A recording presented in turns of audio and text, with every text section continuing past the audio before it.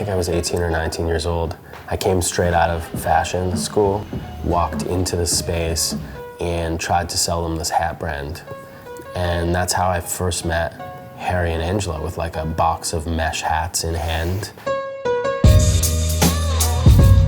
You know, like I'll never forget the first time I saw him, and he still has that same swagger, that same charisma, that, you know, he was just like silent, but like looking around the store.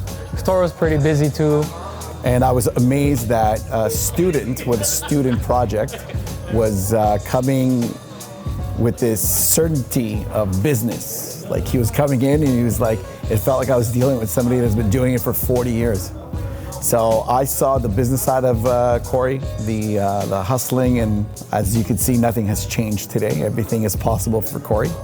They gave me my first chance at being in a retail environment in Montreal, which was big for anyone at the time.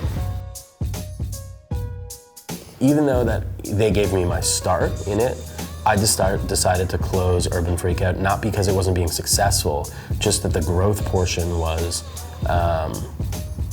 harder than any other companies. He then bounced back with like, I remember like some kind of a consignment sneaker store on Saint Laurent at that time. And even that was forward. That was like many years forward than what's going on today. If you look at what's going on today, this is pre-internet stuff. So when I knew he got it was like, I think might have been 2007, 2008. He got into the vintage business. And then after that, he just, you know, he became a specialist at what he was doing with the frames and all that. So yeah, very proud of him. Here's the Jean-Paul Gaultier forks coming to Off the Hook. We actually didn't talk for very many years. Not because we weren't in the same industry, and I don't think because there was any per se animosity, but my way of doing things when I was younger was very special, and it was not for everyone. And some people liked it and some people didn't, and that was just the reality of it. Off the Hook has been very good at staying current and really true to themselves, which is really nice. You know, I never found that they, you know, jumped on trends just because they were trends. If it didn't make sense for them, it wasn't happening. And that's, I think, what's kind of equated to their success. After years of partying with Corey, talking business, always him coming in, picking up his sneakers,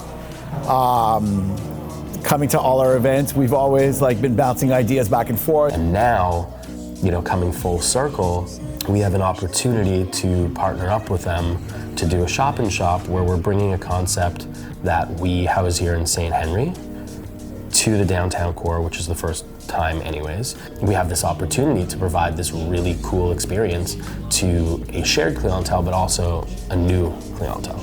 Hence why we called it the Vintage Frames Company went off the hook.